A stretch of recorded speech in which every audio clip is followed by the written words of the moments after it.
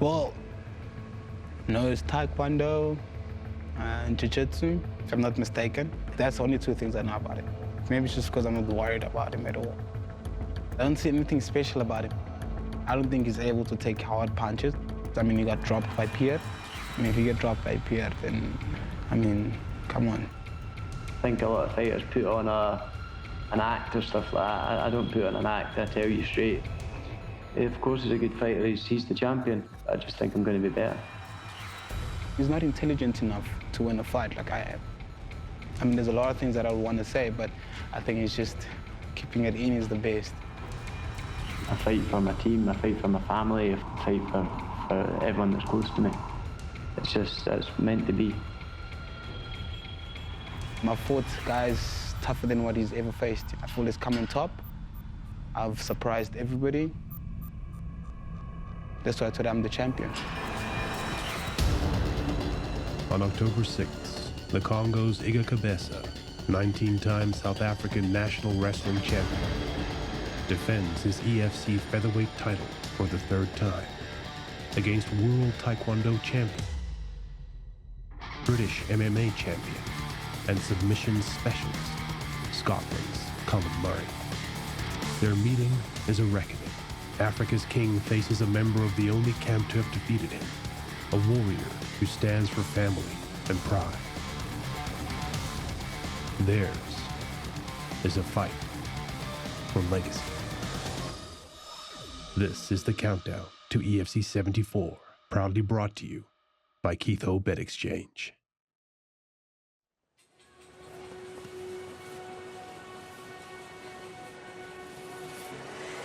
Iga Kabesa was born on the East Rand of Johannesburg.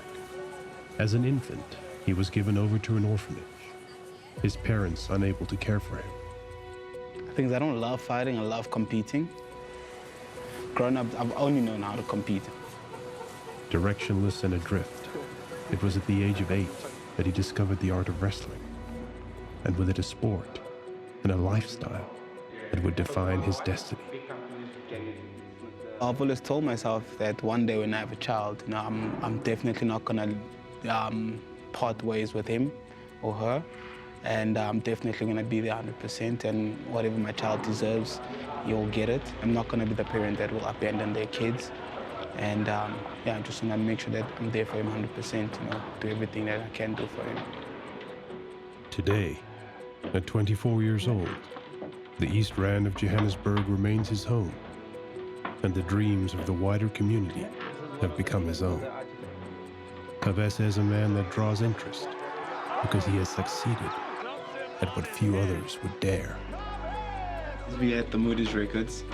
This is what it is, this is where the music happens. I'll be kicking it here every now and then, soon I'll be rapping. Soon my next mission is conquer the rap world after MMA. That's what's up, champion everywhere.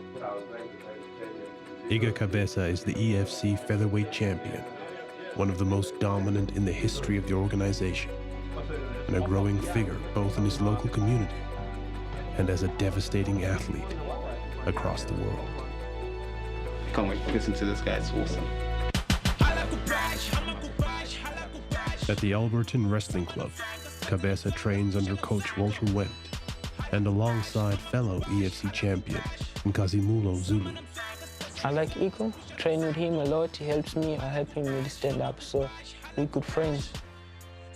Himself and Zulu have created a unique relationship, one where Zulu, the world-renowned striker, and Kabesa, a wrestler with unmatched skills, feed off of each other, sharing the secrets of respective disciplines that have taken a short lifetime to hone.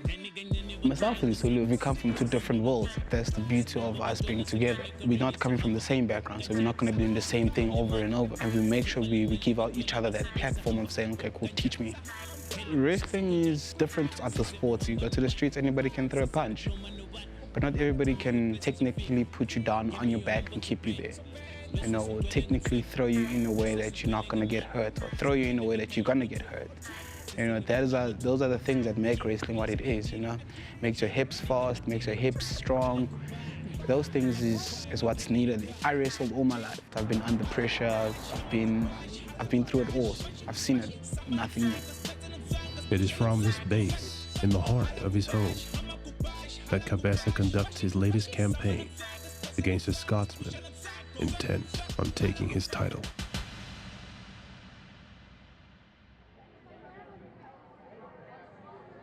Kabesa entered the EFC organization at 19 years old.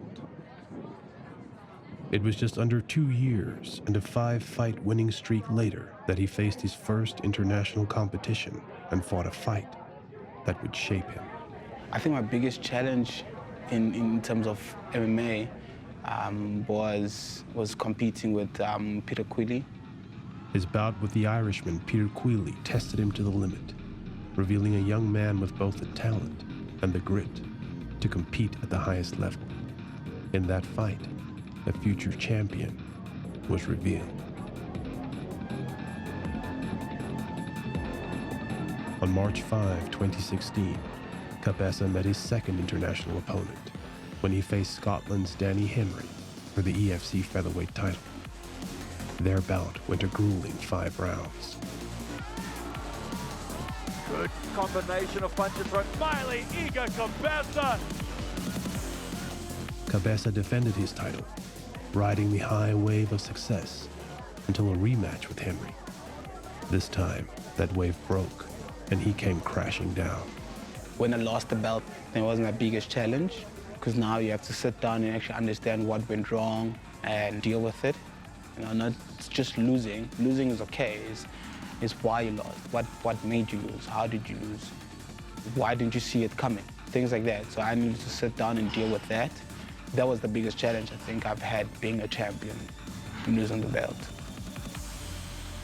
Today, Kabesa is far removed from the athlete that survived and overcame that first onslaught. I've been on top of my game for I don't know for how long, so I've always been the target.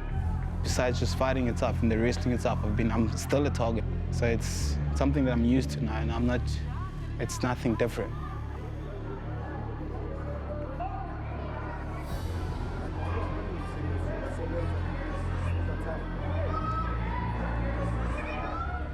Losing to Danny is nothing but a natural thing, When it comes down to fighting, if I get into that cage and I tell myself, it's on now, he's going to lose. Getting an opportunity in the UFC is a very good deal, but if that opportunity didn't come, he probably left the belt and ran away.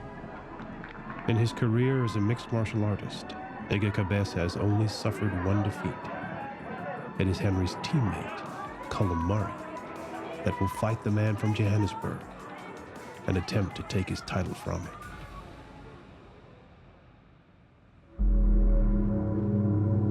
I love fighting because I think it's a test of character. So going in there and putting it all on the line.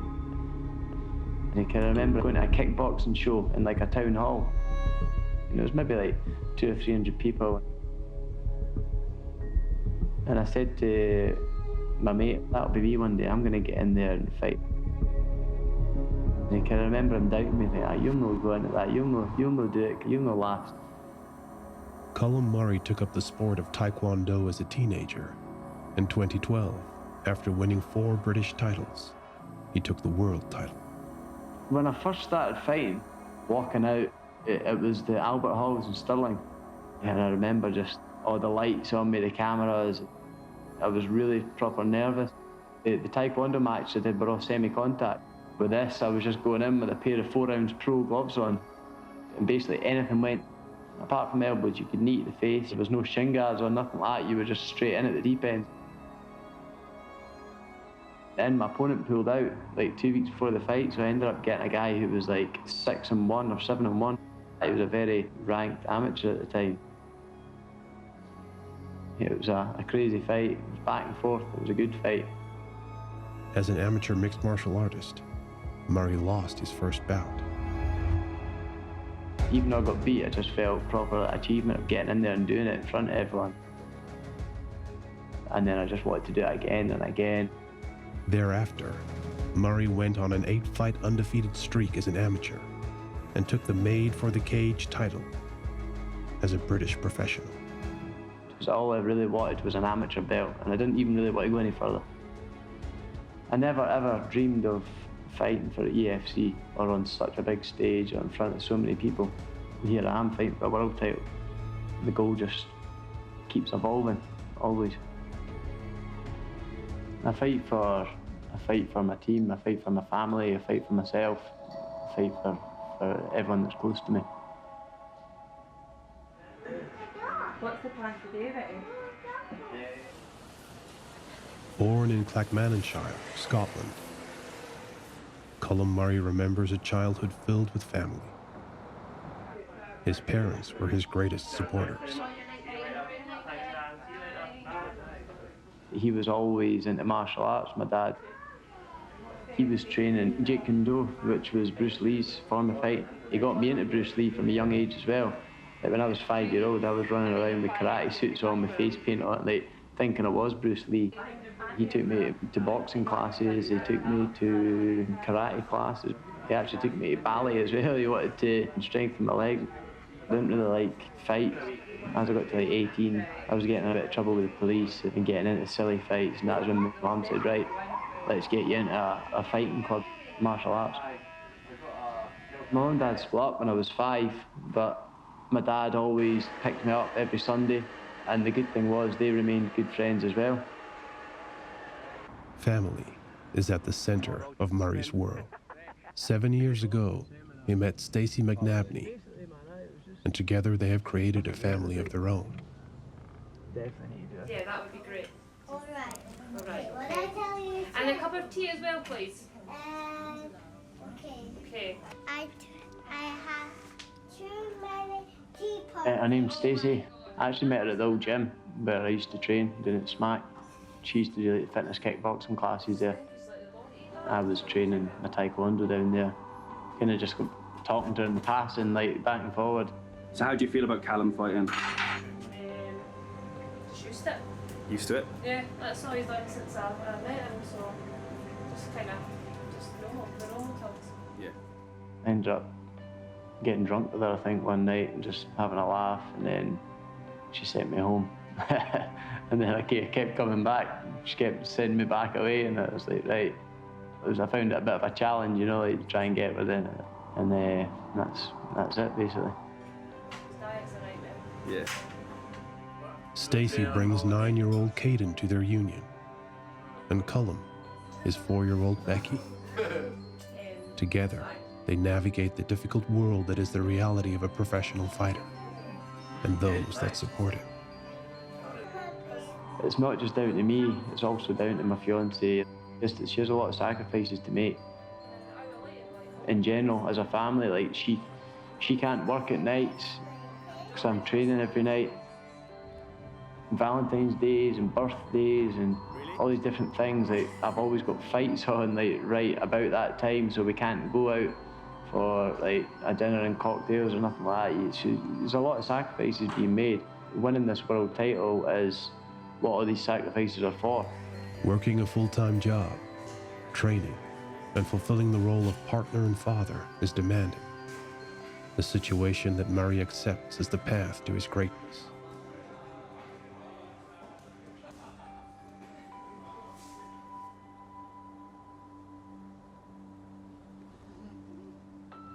His will to overcome all odds has defined his career, in both his 4 professional victories and his single professional loss, a fight that was his welcoming to the EFC organization.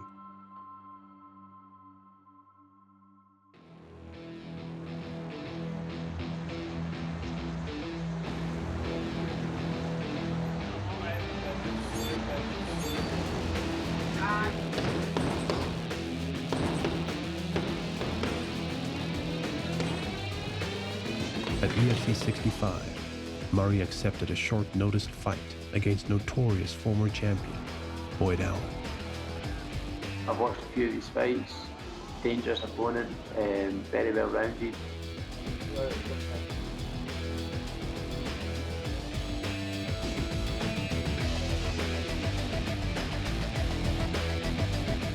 The fight did not go Murrie's way. Floyd Allen fight was his biggest challenge so far. Took an injury quite early on in that fight, which played its part in his performance for the rest of it. I knew it was going to be a tough fight going into it. I was on a 11-fight win streak, so my confidence was high. I took it on 3 weeks' notice, but to be honest, I'm always fit, so that I didn't even really take that into consideration. He just had a good strategy, good game plan. He took out my lead leg. I couldn't move, so he was the better man on the night. Murrie's transformation from a Taekwondo world champion to a fully rounded mixed martial artist includes earning a brown belt in 10th Planet Jiu-Jitsu, as well as taking gold at British Nationals, making him a universally feared submission specialist. After the sting of loss and the inevitable recalibration and learning that comes from defeat, Murrie returned for EFC 69, where he faced Commonwealth wrestler and former title contender Pierre Buddha. This time, the full package that is Murrie began to shine.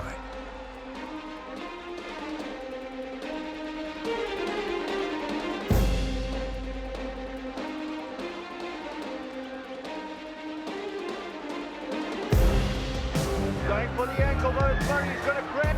He's getting a free shot to twist on that ankle. Gets the top position. Calum Murrie goes for that ankle again. Murray's going to continue to attack. And now he's going to lock up a triangle. Oh, beautiful. And he's got the triangle locked up as well. This is it, yeah. Today, on the eve of his title fight with Kabesa, Murrie stands poised for his next challenge. A champion who is undoubtedly his greatest test to date.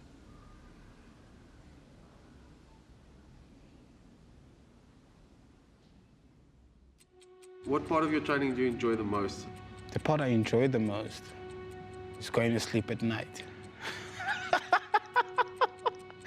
I'm kidding, man. The part I enjoy the most is my morning run. I've never used to love running, but just to wake up in the morning and it's still clear, it's like it's not busy and it's just quiet and just having my thoughts to myself, and that's like the best time for me to go train. It just gets me thinking and it puts me in that zone whereby I'm fighting, I'm alone in the cage. I need to do what I need to do. When you're sitting there, you're looking at this 100-meter sprint, you're thinking there's 10 of them. It's a long time, it's not easy. Your heart rate's gonna shoot up, it's gonna come down again, it's gonna shoot up. So you run with the heart rate shooting up. And walking back, you just calm yourself down. You're like, okay, cool, everything's okay. You know how to play with your heart rate. You're on yourself there. I feel like that's what I say it's the most important time of my training. And in the worst times is the wrestling. For some reason, I don't know, it's just become hard. At 24 years old, Iga Kabesa prepares to defend his EFC featherweight title for the third time. For the 19-time South African wrestling champion. And after 2 successful title defenses, the task ahead of him is nothing new.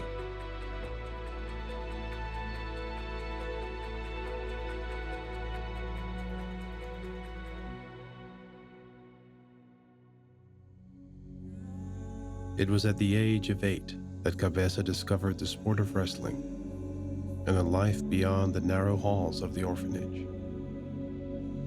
Today, he has risen to the heights of combat competition.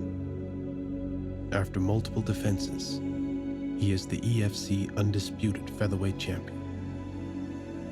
And although his star continues to rise, today, he is anchored by a truth that travels beyond competition. When we got the call, because we're not allowed to sit inside the ward where they were busy with my wife. She only got the baby like 5:15 in the morning. It was a different thing, you know, it's different to hold that baby for the first time. When you fetch them from the hospital, you bring them to the house, it's an amazing experience. I don't think anybody can explain that experience to anybody else, you know, you need to go through it to understand it. his eyes were like just closed and he was breathing. And I remember the first time he had like a fever or something and everyone just went crazy in the house, running up and down looking for some stuff. He's so small, he's fragile. It's amazing to have such a being in the house. It changes everybody's perspective in the house. Everybody treats each other much better for some reason. Yeah, we love that. A champion since his first national wrestling title as a boy. Today, Kabesa fights with a new understanding of what it is to be human. He has come full circle. Yeah, no, fatherhood has changed me a lot, not just as an athlete, it has changed me and as a person. When I fight now, when I go to training, I think more about not hurting myself, or, you know, I still want to be able to walk and play with my kid and run around with him when he gets older. Being a patient person, knowing how to ease on your child or just ease on just anybody else. You understand people on a better level, tend to be more calm and not to be reckless. You know, I've learned a lot of stuff now, just being a person itself, just from that small little kid. The birth of Kabesa's son, Maxwell Iga, has brought both his life and his career into focus. Today, for Kabesa, the title is more important than ever. Most important thing to me in my life is family. Making sure all my family's taken care of, and making sure that all of them are fit and healthy as well. Calum and Stacey married a week after filming, and 3 weeks before his coming title fight. The cameraman there said to me, look, you can't turn around and look at your wife until she's so many feet away from you. But I turned around and looked, and to be fair, I knew she'd be beautiful, I knew she is beautiful.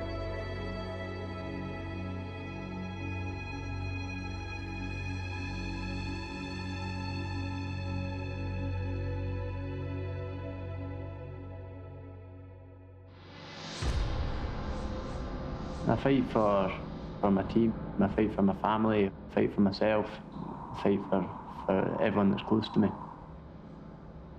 Title is very important, but the title's not the key. Winning the fight is more important. Leaving a good legacy, you know, so that my son one day can stand up and say, oh, my dad was actually good at this. The key to winning this fight is being patient and looking for the hold.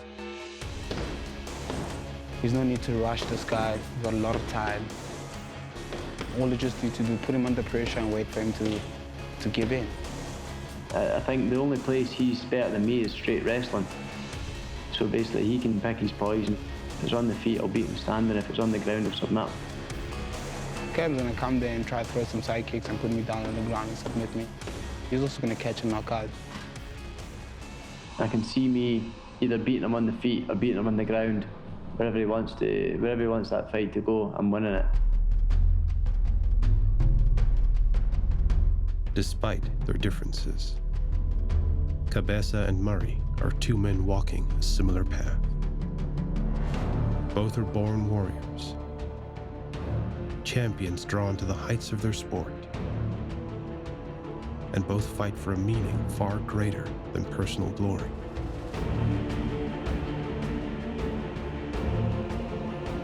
Victory is their opportunity to not only redeem the sacrifices their loved ones have made, but even further, to provide a compass for those that come after them.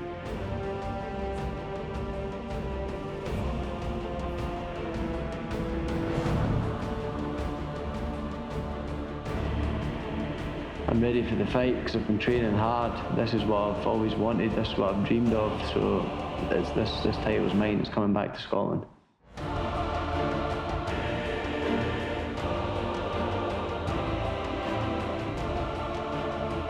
For both men, the pressure to claim a title and defend it is an ever-present force. But the desire to write their names in history, to leave a legacy, is the necessity that guides them on their journey to EFC 74. I hope you're ready, Kabesa, because I'm coming for that belt and get it polished up. What does the Loch Ness Monster and Calum Murrie as EFC champion have in common? Nothing, because they both don't exist. 1-2, here comes the ground and pound from Smiley Kabesa. Smiley wins! He knocked his glove off! The current EFC featherweight champion of the world! Kabesa is all over Zulu, looking to finish it.